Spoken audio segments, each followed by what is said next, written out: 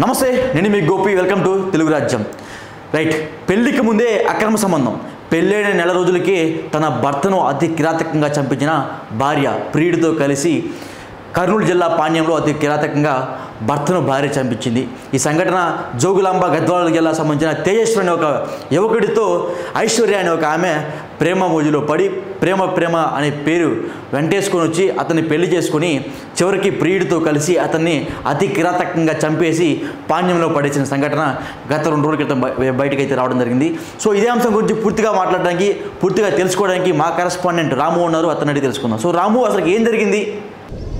Right Gopi, Jogulamba జిల్లా గజ్వాల్కి సంబంధించి ఈ ఘటన నిజంగా కూడా అందరినీ కలవరపరుస్తోంది. ప్రధానంగా ఈ ఘటన ఎందుకు ఇంత హైలైట్ అవ్వడానికి కారణం ఏంటంటే, అసలు ఎంతో అభిమానించి ప్రేమించినటువంటి వ్యక్తినే ఎంత కిరాతకంగా చంపించినటువంటి ఈ ఘాతుకానికి పాల్పడినటువంటి ఎవరైతే ఈ అమ్మాయి ఉన్నారో, అమ్మాయితో పాటుగా వాళ్ళ అమ్మ కూడా ఉన్నారు ఇందులో ఇన్వాల్వ్ అయ్యి. ప్రధానంగా ఈ ఘటన జరగడానికి గల కారణాలు ఏంటి అని అంటే ఒకటి అక్రమ సంబంధం అనేది ఈ మధ్యకాలంలో మనం చూస్తూ ఉన్నాం. ఎన్నో రకాలుగా అసలు పెళ్లి చేసుకోవాలంటే భయం వేస్తోంది నిజంగా. ఎందుకంటే హనీమూన్కి తీసుకెళ్ళి భర్తను చంపేసిన వాళ్ళు ఒకరు, ఇంకా భర్తని చంపించడం కోసం సుపారీలు ఇచ్చిన వాళ్ళు కొంతమంది తమ సొంత బిడ్డల్నే చంపుకుంటున్నారు అక్రమ సంబంధాల కోసం. సో ఓవరాల్గా ఈ మధ్యకాలంలో మనం ఈ ఘటనలన్నీ కూడా చూస్తూ ఉన్నాం. ఎక్కువగా ఎందుకు ఇది జరుగుతున్నాయంటే అది చెప్పలేము, ఇంకా వాళ్ళ విజ్ఞతకే వదిలేయాలి. ప్రధానంగా ఇక్కడ ఏదైతే ఆ బ్యాంక్ ఆ మేనేజర్ ఉన్నాడో అతను దీని వెనక ఉండి మొత్తం అంతా నిర్వహణ మొత్తాన్నంతా కూడా జరిపించింది ఆయనే. ప్రధానంగా వీళ్ళిద్దరూ ఎవరైతే రాము ఒక చిన్న విషయం, ఆ బ్యాంక్ మేనేజర్ ఎవరైతే ఉన్నారో తిరుమల రావు, అదేవిధంగా అదే బ్యాంక్ లో పనిచేస్తున్న స్వీపర్ ఐశ్వర్య వాళ్ళ అమ్మతో అక్రమ సంబంధం ఉంది. అదేవిధంగా ఐశ్వర్యతో కూడా అక్రమ సంబంధం ఉందంట కదా, నిజమైన అబద్ధం అది? రైట్, అదే ఇప్పుడు ఇక్కడ ఎవరైతే అమ్మ కూతుర్లు ఉన్నారో వాళ్ళ అమ్మగారు వచ్చేసి అదే బ్యాంకులో పనిచేస్తుంటారు అదే స్వీపర్గా, అంటే క్లీన్ చేయడానికి, లైక్ అక్కడ ఉన్న అందరికీ టీసు ఇవన్నీ అందించి ఆవిడ ఉంటారు కదా, ఒక హెల్పర్ లాగా ఉంటారు ఆవిడ. సో ఆవిడకి అక్రమ సంబంధం ఉండేది ఇతనికి బ్యాంక్ మేనేజర్కి అని వార్తలు వస్తున్నాయి. అట్ ద సేమ్ టైం ఆవిడ కూతురుతో కూడా అక్రమ సంబంధం పెట్టుకొని తర్వాత ఆ అమ్మాయిని పెళ్లి చేసుకుంటాను అని అనుకొని, ఎందుకంటే ఈ బ్యాంక్ మేనేజర్కి ఆల్రెడీ పెళ్ళి ఉంది. పెళ్ళైనప్పటికీ కూడా వాళ్ళ ఆవిడ ఎవరైతే ఉన్నారో ఆవిడకి సంతానం కలగడం లేదు.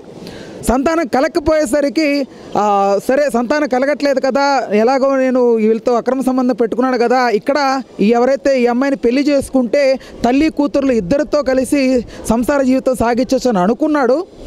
కానీ తర్వాత ఆ బ్యాంక్ మేనేజర్ తాలూకు వాళ్ళ ఆవిడ ఆ విషయాన్ని పసిగట్టి దాన్ని పోలీస్ స్టేషన్ వరకు తీసుకెళ్తాను, నీ బండారం బయట పెడతాను, ఎలా అయినా నిన్ను పోలీసులకు అప్పచెప్తాను, నువ్వు చేస్తున్న ఈ అక్రమాన్ని ఈ ఘాతకానికి నువ్వు పాల్పడకుండా నిన్నైతే ఆపుతానైతే తన ఖరాఖండిగా చెప్పడంతో వీళ్ళు భయపడ్డారు. సో అమ్మ కూతురు ఈ బ్యాంక్ మేనేజర్ ముగ్గురు భయపడి తర్వాత దాన్ని ఆపుకున్నారు, పెళ్లి చేసుకోకుండా వద్దనుకున్నారు. తర్వాత ఏమైంది, ఇతన్ని పెళ్లి చేసుకోవడానికి డిసైడ్ అయింది ఈ అమ్మాయి. ఎవరైతే స్వీపర్ ఉన్నారో ఆ స్వీపర్ కూతురు డిసైడ్ అయిన తర్వాత వెంటబడ్డారు, పెళ్లి చేసుకోవాలని ప్రయత్నించారు. తర్వాత ఆ అబ్బాయిని వదిలించుకొని కరెక్ట్గా కార్డులు ప్రింట్ అయిన తర్వాత ఆ అమ్మాయి వెళ్ళిపోవడం జరిగింది. ఒక వారం రోజులు కనిపించకపోయినప్పటికీ కూడా ఇంట్లో వాళ్ళందరూ కూడా చెప్పారు, అరే ఎందుకు ఇలా జరుగుతోంది, ఆ అమ్మాయికి ఏమైనా ఎఫ్ఐఆర్స్ ఉన్నాయా, లేకపోతే ఎందుకు ఇలా చేసింది ఆ అమ్మాయి అంటే, ఆ అమ్మాయి లెటర్ ఒకటి రాసిందంట. ఏమనంటే ఎవరైతే మరణించాడో ఇప్పుడు అతని మీద, ఆ తేజేశ్వర్ మీద ఆ అమ్మాయి ఒక రాంగ్ నోటీస్ అందరికీ వెళ్ళేలాగా లేఖ రాసిందంట.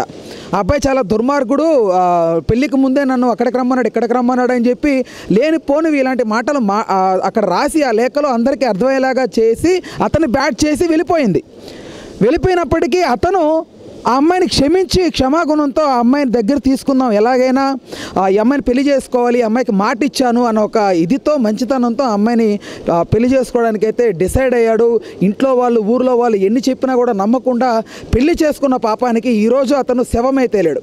సుమారుగా వాళ్ళ పెళ్లి మే 18 జరిగింది, జూన్ 17 అతను శవమై తేలాడు. నిజంగా కూడా ఈ ఘటనలు ఇలాంటివి ఎందుకు అంటే చెప్పలేకున్నాం. ఇలాంటివి దీని వెనక ఎందుకు కనీసం ఇంగిత జ్ఞానం లేకుండా, కనీసం ఒక కృతజ్ఞత భావం లేకుండా ఎందుకు వస్తుంది? ఇక్కడ మెయిన్ కీలకమైన పాయింట్ ఏంటంటే, ఇతన్ని పెళ్లి చేసుకున్న తర్వాత ఎవరైతే ఈ బ్యాంక్ ఎంప్లాయీ ఉన్నాడో మళ్ళీ వీళ్ళని అప్రోచ్ అవ్వడం జరిగింది. ఏదైతే అదైంది, నేను మిమ్మల్ని పెళ్లి చేసుకుంటాను, నా మాటే శాసనం అన్నట్లుగా చెప్పడం జరిగింది. దాన్ని నమ్మిన తల్లి కూతురు ఇద్దరూ కూడా ప్లాన్ వేయడం జరిగింది. నేరుగా వాళ్ళ ఊరికి వచ్చి మాకు ఒక 10 ఎకరాలు ఉన్నాయని కొంతమంది ఒక సామూహికంగా ఎవరైతే ఇతను సుపారీ ఇచ్చాడో వాళ్ళు వచ్చి కారులో మాకు ఒక 10 ఎకరాలు ఉంది దాన్ని సర్వే చేసి పెట్టాలి అని చెప్పి అడిగి కారులో ఎక్కించుకొని తీసుకెళ్తుండగా దుండగులు హఠాత్మాటుగా ఒకసారిగా దాన్ని కత్తులతో ఇక వాళ్ళకు ఉన్నటువంటి ఆయుధాలు తెచ్చుకున్న ఆయుధాలతో వాళ్ళని అతన్ని కిరాతకంగా చంపిన తర్వాత అతన్ని తీసుకెళ్లి పాణ్యంలో పడేయడం జరిగింది. ఆయన శవం అక్కడ దొరకడం జరిగింది. ఓకే, అంటే దీనిపైన వాళ్ళ అక్కగారు కానీ వాళ్ళ అమ్మగారు కానీ ఏమన్నా మాట్లాడుతున్నారా రాము?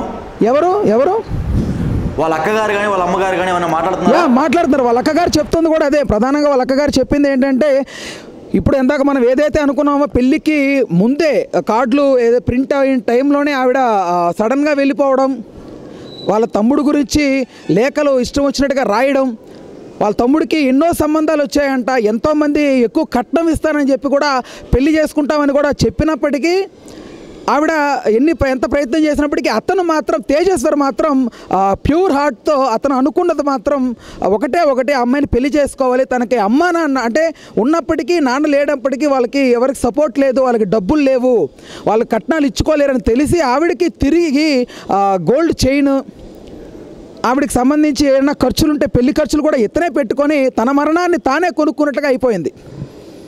ఓకే, వాళ్ళ అమ్మగారు నిజంగా వాళ్ళ అమ్మగారి మాటలు వింటున్నాను నేను. ఆవిడ మాట్లాడలేకపోతున్నారు, రోధిస్తున్నారు.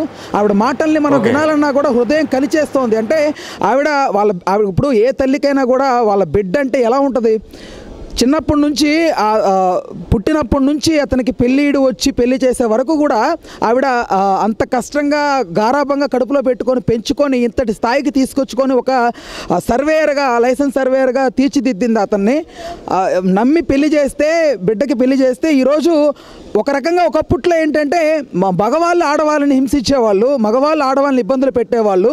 ఈ రోజుల్లో ఆడవాళ్ళు మగవాళ్ళ మీద ఇలాంటి ఘాతుకాలకి పాల్పడుతూ ఉన్నారు. ఓకే, రైట్ గోపి, మేము చూసాం కదా ఈ విధంగా. అంటే ఎంతో నమ్మబలికి నేను పెళ్లి చేసుకుంటా, మేనేజర్ని అంటే నాకు ఎటువంటి సంబంధాలు లేవు, బయట వేరే వాళ్ళకి అక్రమ సంబంధాలు లేవు, కేవలం మా అమ్మ మాను పెళ్లి చేయడానికి అప్పులు బాధపడుతుంది, సో అందుకనే నేను ఇంటి నుంచి బయటికి వెళ్ళిపోయా అంతే తప్ప నాకు ఎవరితో అక్రమ సంబంధాలు లేవని ఎవరైతే ఇప్పుడు ఐశ్వర్య ఉందో ఈ ఐశ్వర్య తేజేశ్వరిని నమ్మబలికి చివరికి అతనితో పెళ్లి చేసుకున్న దాకా కూడా తేజేశ్వరి వెంట పడింది. ఐశ్వర్య ప్లాన్ ఏంటంటే ఈ తేజేశ్వరికి కొంత పొలము అదేవిధంగా కొన్ని ఆస్తులు ఉన్నాయి. ఎవరైతే తిరుమలరావు బ్యాంకు ఉద్యోగి ఏమన్నాడంటే, నువ్వు అతన్ని పెళ్లి చేసుకో, అతని వెంటే ఉండు, చివరికి అతను మనం కలిసి చంపేద్దాం, తర్వాత అతని ఆస్తి మొత్తం నువ్వు కొట్టేయచ్చు, ఈ ఆస్తి మొత్తం కూడా మనకే వస్తుంది, తర్వాత నేను పెళ్లి చేసుకుంటా, ఎట్లాగో నాకు పిల్లలు లేరు కదా, నా భార్యకి నేను విడాకులు ఇచ్చేసుకొని నీతో నేను కలిసి ఉంటానని ఈ ఐశ్వర్యకి మాటలు నమ్మబలికి చివరికి తేజేశ్వర్ను అతి కిరాతకంగా 10 మంది కలిసి చంపినట్టుగా కొన్ని వార్తలు వస్తున్నాయి. ఈ తేజేశ్వర్ అనే ఒక వ్యక్తిని ఒక కారులో ఎక్కించుకొని పాణ్యం తీసుకుని వెళ్తున్న సందర్భంలో అతని కారులోనే రౌడీలు తెచ్చుకున్న ఏదైతే ఆయుధాలు ఉన్నాయో ఆ ఆయుధాలతోనే అతి కిరాతకంగా చంపి పాణ్యం వెళ్ళే రోడ్డు మార్గంలో ఒక సైడ్ విసిరేసి పారిపోయారంట. అదేవిధంగా వాళ్ళ అక్క ఎవరైతే ఉన్నారో సో ఆమె ఏం చెప్తుందంటే, ఇట్లా మా తమ్ముడిని కంఠం దగ్గర కోసేశారు, అదేవిధంగా కడుపులో కూడా పొడి చేశారని ఆమె ఎంతో దుఃఖంతో ఎంతో బాధతో చెప్తున్న సందర్భాలు మనం చూస్తూనే ఉన్నాం. సో ఇదంతా కూడా కేవలం ఒక మహిళ వల్ల జరిగింది, కేవలం ఒక ఆడదాని వల్ల జరిగింది. ఈ మధ్యకాలంలో ఇలాంటి సంఘటనలు రోజు కనీసం ఒక్కటే మనం చూస్తూనే ఉన్నాం. ఇలాంటి సంఘటనలు ప్రతిరోజు ఏదో ఒకటి వస్తూనే ఉంటుంది. ఆన్లైన్లో కావచ్చు, మీడియాలో కావచ్చు, సోషల్ మీడియాలో కావచ్చు, ఏదో ఒకటి కేవలం భార్య వల్లే భర్త చనిపోతున్నాడు. రీసెంట్గా మనం చూసుకోవచ్చు, హనీమూన్కి తీసుకెళ్ళి వాళ్ళ భార్య అతి కిరాతకంగా రౌడీ మోకలకి డబ్బులు ఇచ్చి అతను చంపేపించిన ఘటన రీసెంట్గా మనం చూసాం. అది మరొక ముందే భార్యతో కాపురం చేయాలంటే రోజుకి 5,000 ఇచ్చి కాపురం చేయాలని ఒక భార్య కండిషన్ పెట్టింది. సో ఇవాళ ఇటువంటి సంఘటనలు జరుగుతూనే ఉన్నాయి. మగవాళ్లకు ఈ రాజ్యాంగంలో ఇంకా సరైన హక్కులు కల్పించట్లేదని చాలామంది ప్రజలు అంటున్నారు. ఈ మధ్యకాలంలో జరుగుతున్న సంఘటనలు మనం చూస్తుంటూ ఉంటుంటే ఇలాంటివి ఖచ్చితంగా మగవాళ్ళకి కూడా ఎక్కువగా రాజ్యాంగంలో వేరే వసతులు కల్పించాలి. ఎందుకంటే ఈ విధంగా ఒక మహిళ అంటే రీసెంట్గా మనం ఏ పోలీస్ స్టేషన్కి వెళ్ళినా సరే ఖచ్చితంగా మహిళలకు ఎక్కువగా ఉంటాయి ఈ ఏదైతే రాజ్యాంగం సంబంధించిన కల్పించిన హక్కులు ఎక్కువగా ఉంటాయి. ఇదివరకు గతంలో మనం చూసుకోవచ్చు, ఒక అమ్మాయి బయటికి వెళ్ళాలంటే చాలా ఇబ్బందులు పడుతూ బయటికి వెళ్ళేది, కానీ ఇప్పుడు ఒక అబ్బాయి బయటికి వెళ్ళాలంటే చాలా ఇబ్బందులు పడిపోతున్నారు. అంటే ఏ టైంలో తన భార్య వేరే వాళ్ళకి సుపారీ ఇచ్చి చంపేపిస్తారని భయం భరాందులతో ఇప్పుడు మగవాళ్ళు బతుకుతున్నారు. సో ఇటువంటి సంఘటనలు మనం డైలీ చూస్తూనే ఉన్నాం. అదే సంఘటనలో భాగంగానే ఐశ్వర్య ఈరోజు తన ప్రియుడితో కలిసి తన భర్త తేజస్వర్ను అతి కిరాతకంగా చంపించింది అనే పూర్తి వివరాలు మనకి ఈరోజు పోలీసులు కూడా చెప్పడం జరిగింది. సో ఖచ్చితంగా మహిళల మీద మీ అభిప్రాయాన్ని కింద కామెంట్ రూపంలో తెలియజేయండి. అదేవిధంగా ఈ ఐశ్వర్య మీద, అదేవిధంగా ఈ తిరుమల ఎవరైతే ఉన్నారో బ్యాంకు ఉద్యోగి, అదేవిధంగా ఈ ఐశ్వర్య తల్లి ఎవరైతే ఉందో సో ఆమె మీద కూడా ఖచ్చితంగా మీ అభిప్రాయం కింద కామెంట్ రూపంలో తెలియజేయండి. హలో, తెలుగు రాజ్యం ఛానల్ చూస్తున్నారా? సామాజిక, రాజకీయ, జీవన చిత్రణే తెలుగు రాజ్యం. అతిశయోక్తులు, అసత్యాలు ఉండవు. రాజకీయ కోణం కాదు, ప్రజా కోణమే కొలబద్ద. తెలుగు రాజ్యం వీక్షణ మీ ఉత్తమ అభిరుచికి నిదర్శనం.